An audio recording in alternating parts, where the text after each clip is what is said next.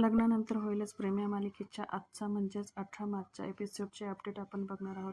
हाय, कसे आहात प्रेक्षकांनो? मालिकेच्या सुरुवातीला जीवा आणि नंदिनीचा सीन दाखवलेला असतो. नंदिनीला साडी नेसायची असते. जीवा म्हणत असतो की मी तुला साडी नेसून देतो, पण नंदिनी म्हणत असते की नाही नको, मी माझी नेसते. पण जीवा तिचं काही ऐकत नाही. जीवा म्हणतो अगं एकदा बघ तरी मी कशी नेसवतोय साडी. जीवा खूप आग्रह करतो, एकदा बघ तरी मी खूप सॉलिड साडी नेसवतो. नंदिनीला शेवटी माघार घ्यावं लागते आणि म्हणते बरं ठीक आहे. जीवा खुश होतो. नंदिनी म्हणते पण नंदिनी इथे छान गेम खेळते जीवाबरोबर. जीवाला म्हणते एक काम करा, तुम्ही साडीचा एक टोक धरा आणि मी दुसरं धरते. जीवा म्हणतो का, असं का करायचं? नंदिनी म्हणते अहो साडीला खूप चुन्या पडल्या आहेत ना, आपण दोघे मिळून ती थोडी स्ट्रेच करूया. जीवाला नंदिनीचं खरं वाटतं. मग तो साडीचा एक टोक धरतो आणि नंदिनी जीवाला म्हणते तुम्ही बाहेर उभे राहा. तो बेडरूमच्या बाहेर साडी घेऊन जात असतो. नंदिनी साडीचं एक टोक धरून घडी घालत घालत दरवाजापर्यंत येत असते. जीवा म्हणतो किती मोठी साडी आहे, संपतच नाही. नंदिनी घडी घालता घालता जीवाच्या हातून साडी ओढून घेते आणि दरवाजा लावून घेते. नंदिनी जीवाला आतून म्हणते कैसी रही. जीवा चिडतो आणि म्हणतो तू मला फसवून बाहेर काढलंस ना, बघतो मी. एक दिवस असा येईल की तू मला हात जोडून म्हणशील की थांबा ना, पण मी त्यावेळेस थांबत नसतो. गेलीस उडत. नंदिनी म्हणते जा जा, असं मी कधीच काही करणार नाही. जीवा आपली चिडचिड करत खाली निघून जातो. नंदिनी रूममध्ये चालत असताना वजन काट्याला धडकते आणि म्हणते हे जीवा पण ना, वजन काटा जागेवर ठेवायला काय प्रॉब्लेम आहे यांना. प्रेक्षकांना दुसऱ्या सीनमध्ये पार्थ आणि काव्याचे बेडरूममध्ये दाखवलेले असतं. खुर्चीवर शाल ओढून कोणीतरी बसलेलं असतं. पार्थ आंघोळ करून आलेला असतो. त्याला असं वाटतं की शाल ओढून काव्या तिथे बसलेली आहे. तो तिथे येऊन तिच्या अंगावर आपल्या ओले केसांचं पाणी उडवत असतो आणि त्याच वेळेस रम्या वरती बघते. पार्थ हे बघून खूप शॉक होतो. रम्या पार्थची अशी हरकत बघून खुश होते आणि रम्या म्हणते अरे पार्थ काय करत आहेस तू? पार्थ म्हणतो अगं पण तू आमच्या रूममध्ये काय करत आहेस? आणि ही शॉल तर काव्याची आहे ना. खरं तर रम्या मुद्दामून काव्याची शॉल घेऊन बसलेली असते जेणेकरून पार्थचा गैरसमज व्हावा. रम्या पार्थला म्हणत असते अरे पार्थ, तुमची रूम खूप थंड असते ना, मला थंडी वाजत होती म्हणून काव्यानेच दिली आहे ही शॉल मला. पार्थचा गोंधळ उडालेला असतो. तो सारखा रम्याला विचारत असतो की पण तू आमच्या रूममध्ये काय करत आहेस? तेवढ्यात तेथे काव्या कॉफी घेऊन येते. रम्या लगेच नाटक करते आणि म्हणते काव्या घे बाई तुझी शॉल, नाही तर मला कोणीतरी ओरडेल, रागवेल माझ्यावर. काव्या म्हणते का गं, काय झालं, कोण ओरडेल तुझ्यावर? मग रम्या इशाऱ्याने पार्थकडे बघते. काव्या म्हणते अहो देशमुख, तुम्ही का ओरडला? कारण मीच रम्याला शॉल दिली होती, तिला थंडी वाजत होती म्हणून. पार्थ सांगत असतो की अगं मी रागवलं नाही, माझा गैरसमज झाला. काव्या म्हणते कसला गैरसमज? पार्थ काव्याला सांगणार असतो की त्याने केसांचं पाणी रम्याच्या अंगावर उडवलं, पण रम्या लगेच मध्ये बोलते तिला पार्थला सांगू द्यायचं नसतं. ती म्हणते असते की खरंच ना, तुमची रूम खूप थंडगार असते आणि अशा थंडगार रूममध्ये गरमागरम श्रीमंत कॉफी म्हणजे वा, कमालच. थँक्यू काव्या. रम्या लगेच पार्थला म्हणते पार्थ, अशी लाईफ पार्टनर मिळायला ना भाग्य लागतं, नशीब लागतं. काव्या पार्थला म्हणते बघा रम्याला कळालं आहे. काव्या म्हणते रम्या आमचं ठीक आहे, पण आता तुझं नशीब किती चांगलं आहे ते आपण बघणार आहोत. हो ना. पार्थला काही समजत नाही. पार्थ म्हणतो म्हणजे? काव्या म्हणते अहो रम्या म्हणाली की मला मेट्रोमिनिया साईडवर माझी प्रोफाईल बनवायची आहे. मग मीच तिला म्हटलं तू एकटी का, आपण दोघी मिळून करूया ना, मी आणि पार्थ पण तुला मदत करतो, असं मी तिला सांगितलं. त्यामुळे रम्या इथे आली. पार्थ, आपण तिघे मिळून तिची प्रोफाईल छान बनवू, छान माहिती भरू, म्हणून ती आपल्या रूममध्ये आली आहे. काव्या आणि रम्या दोघीजणी लॅपटॉपवर प्रोफाईल बनवत असतात. पार्थ दुसरीकडे जाऊन बसतो. प्रेक्षकांना रम्या इथे खुश होते की तिचा डाव कसा सक्सेस झाला. ती कॉफी पीत पीत पार्थकडे बघत असते. काव्या बिचारी, तिचा रम्यावर पूर्ण विश्वास असतो. काव्या रम्याचं प्रोफाईल तयार करत असते आणि म्हणत असते अरे वा छान, मुलीचे सर्व डिटेल्स भरून झाले आहे. आता रम्या तू तुझ्या अपेक्षा सांग. रम्या म्हणते अगं माझ्या काय अपेक्षा असणार आहे? पार्थ कॉफी पीत असतो, पण त्याचे सगळं लक्ष रम्या काय बोलते याच्याकडे असतं. काव्या म्हणते अगं वेडी आहेस का तू?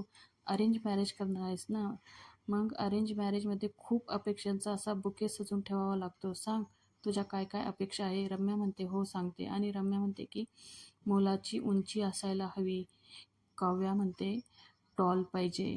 मग म्हणते चष्मा असला तरी चालेल. रम्या सांगत असते की काव्या म्हणते अरे वा इंटरेस्टिंग. पुढे रम्या म्हणते आणि हो आर्किटेक्ट नसला तरी चालेल पण निदान माझ्यासारखा डिझायनिंगचे नॉलेज असलेला पाहिजे. पुढे रम्या म्हणत असते दाढी पण चालेल. आधी तर काव्याच्या काही लक्षात येत नाही पण ती लगेच म्हणते अगं एक मिनिट, हे सगळं तर पार्थ देशमुख यांचं वर्णन झालं. इथे तिघही एकमेकांकडे बघत असतात. रम्या लगेच विषय चेंज करून म्हणते अगं काहीतरीच काय काव्या, पार्थ फक्त तुझा आहे ना? काव्या म्हणते हो हे एकदम तू खरं बोलली आहेस. पार्थ देशमुख फक्त माझे आहेत. इथं काव्या पार्थकडे बघून हसते. पार्थ पण हसतं. रम्या मात्र दोघांकडे राग बघत असते. पुढे दुसऱ्या सीनमध्ये डायनिंग टेबलजवळ मालिनी उभी असते. तिथे जीवा येतो. जीवाला छान शिऱ्याचा वास आलेला असतो. मग तो आपल्या शिऱ्याचं वर्णन करत असतो. मस्त तुपात भाजलेला रवा, परतून घेतलेली वेलची, केळी, काजू, बदाम, साखर, दूध. हे बघून मालिनी म्हणते अगं बाई माझं ते लेकरू शेफ व्हायचं होतं ना? जेव्हा म्हणतो दाखवा मग. मालिनी त्याला छान शिरा बनवलेला दाखवते आणि म्हणते देऊ का तुला? जेव्हा म्हणतो बरी आहेस ना तू? रव्यात किती कॅलरीज असतात माहिती आहे ना? मालिनी म्हणते गप रे आणि एक फटका देते आणि म्हणते मला नको सांगू कशात किती कॅलरीज असतात, तू गप्प बस. मग जेव्हा म्हणतो हे कुणासाठी आहे? मालिनी म्हणते नंदिनीसाठी. अरे काव्य आणि पार्थ पण येत आहे पण नंदिनीला लवकर जायचं आहे ना म्हणून मी तिच्यासाठी रेडी करून ठेवलं आहे. जेव्हा म्हणतो मला एक गोष्ट आठवली आहे, लेकीकडे जाईल तूप रोटी खाईल जाडजूड होईल.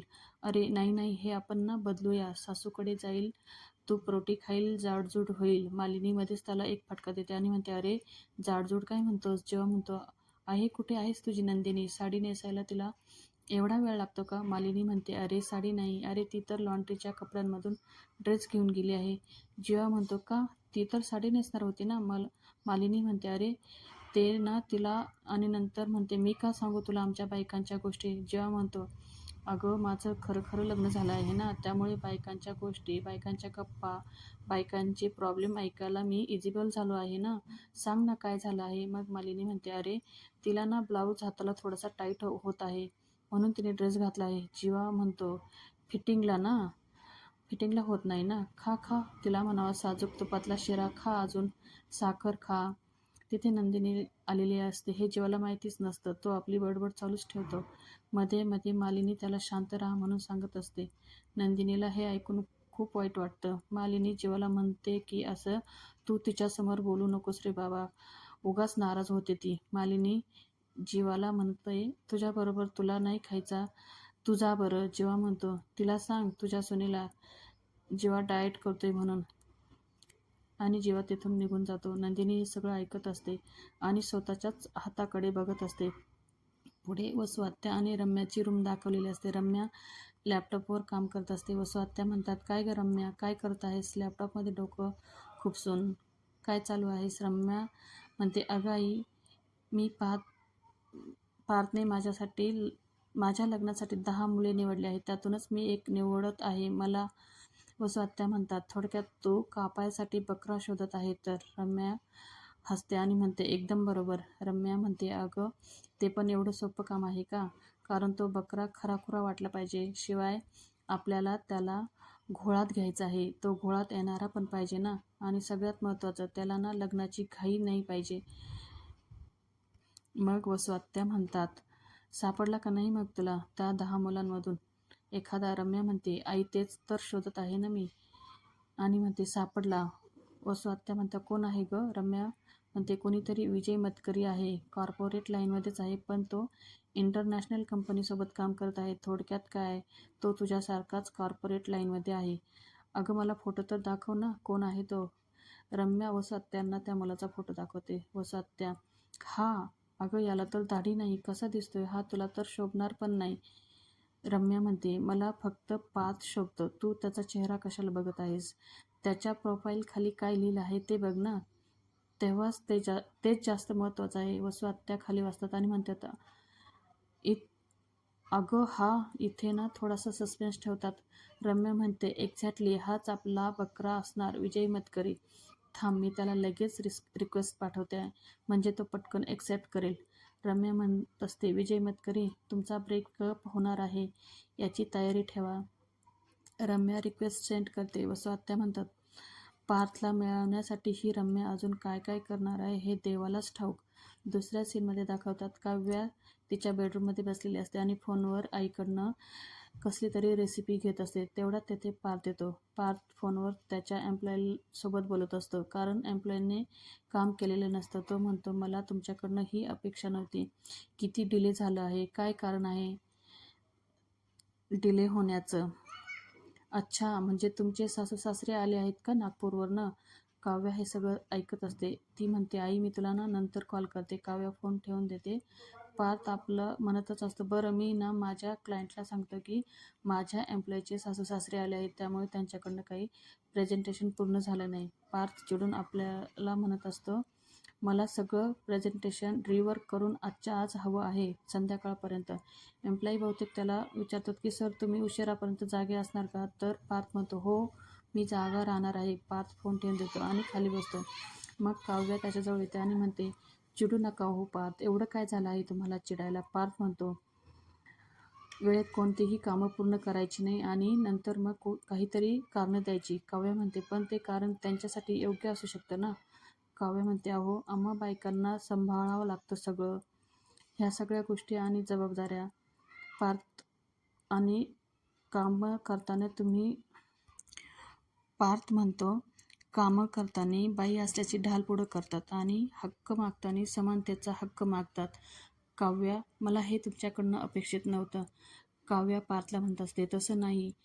आणि पार्थ, कसं आहे ना, ह्या समाजाला बायकांकडनं अशा अपेक्षा असतात, स्त्रीने ऑफिसमध्येही काम करावं आणि घरी आल्यावर घरची पण सगळी कामे तिनेच करावी. त्यामुळे जेव्हा बाई घरात असते ना तेव्हा ऑफिसचा विचार करते आणि ऑफिसमध्ये असते तेव्हा घरचा विचार ही तिच्या डोक्यात चालूच असतो. त्यामुळे तुम्ही ना चिडता त्या कोणी तुमच्या एम्प्लॉई प्रीती आहे ना त्यांच्याशी शांतपणे तुम्ही बोला. पार्थ म्हणतो, बरं, बायकांनी ना पुरुषांनी काय करू नये हे सांगण्यापेक्षा पुरुषांनी काय करावं हे सांगावं. काव्या म्हणते, काय आहे ना पार्थ, बाई जेवढी घराबाहेर पडली ना तितका पुरुष घरात आलाच नाही. त्यामुळे आधी घरात या, घरातली कामे करा, मग बोलू आपण समानतेबद्दल. मग काव्या पार्थला घेऊन किचनमध्ये येते. पुढे दुसऱ्या सीनमध्ये दाखवतात, नंदिनी एकीच्या घरी गेलेली असते. नंदिनी म्हणत असते, अगं तू तुझं रडणं थांबव, तुला तुला मला भेटायचं होतं म्हणून मी आले ना, आता तू मन मोकळ्यापणाने माझ्या संगे बोलू शकतेस. नंदिनीची मैत्रीण तिला सांगत असतात, हे बघ, तू संकोच करू नकोस, जो काही प्रॉब्लेम आहे ना तुझा तू तो सांग, बोल. मग ती रडत असणारी बाई म्हणते, नंदिनी ताई, मला ना माझ्या नवऱ्याने माहेरी पाठवलं आहे आणि तो म्हणतो की त्याला माझ्यासोबत राहायचं नाही. नंदिनी हे सगळं ऐकून जरा शॉक होते. नंदिनी म्हणते, बरं तुमच्यात काही प्रॉब्लेम झाला आहे का? ती बाई पुन्हा रडायला लागते. मग नंदिनी म्हणते, अगं तू रडू नकोस, आधी शांत हो, आणि मला तू जर मोकळ्यापणाने सांगितलं नाहीस तर मला कसं कळेल? त्यामुळे तू काळजी करू नकोस आणि मला सांग. मग ती बाई सांगते की त्याने मला का सोडलं आहे हे मी तुम्हाला नाही सांगू शकत. नंदिनी तिला म्हणते, तुमच्यामध्ये कोणी दुसरी व्यक्ती आली आहे का? तर ती बाई म्हणते, हो, आणि ती म्हणते, माझं वजन आलं आहे आमच्यामध्ये. नंदिनीला जरा आश्चर्य वाटतं. ती तिच्याकडे बघते आणि म्हणते, वजन? मग ती बाई म्हणते, हो नंदिनीताई, मी जाड दिसते ना, माझं वजन वाढलं आहे, म्हणून माझ्या नवऱ्याला मी नको आहे, म्हणून त्यांनी मला सोडलं आहे. पुढे दाखवतात की काव्य पार्थला घेऊन किचनमध्ये आलेले असते आणि म्हणत असते की हा आपला छानसा किचन. पार्थ म्हणतो, हो मला माहितीच नव्हतं, आजपर्यंत मी ह्याला बाथरूम समजत होतो. आणि म्हणतो, अहो लहानाचा मोठा मी ह्याच घरात झालो ना, मग मला हे माहीत नाही का हे किचन आहे म्हणून? काव्या म्हणते, हो हो माहिती आहे मला, तुम्ही लहानाचे मोठे ह्याच घरात झालात, पण कसं आहे ना, तुमचं इथं फार येणं जाणं नसतं ना. पार्थ म्हणतो, कोण म्हणालं तुम्हाला माझं इथं येणं जाणं नसतं? आहे ना, किचनमध्ये मी ना नाही का तुमच्यासाठी फ्रूट सॅलेड बनवलं होतं. काव्या म्हणते, ओके, अजून? पार्थ म्हणतो, दिवाळीत नाही का ते बनवलं शंकरपाळे, आणि अजून काही? पार्थ म्हणतो, आणि अजून तुमच्यासाठी फ्रूट सॅलेड. काव्या इथे पार्थवर चिडते आणि म्हणते, अरे सारखं सारखं काय फ्रूट सॅलेड? ऐकलं की मी एकदा सांगितल्यावर कळालं की मला, आणि पुन्हा पुन्हा सांगत आहात. अजून काय बनवलं? पार्थ म्हणतो, अजून? पार्थ आपली चालूच असतं की ते मी हे ते बनवलं तेवढं त्याची मालिनी येते. काव्या म्हणते, काही नाही,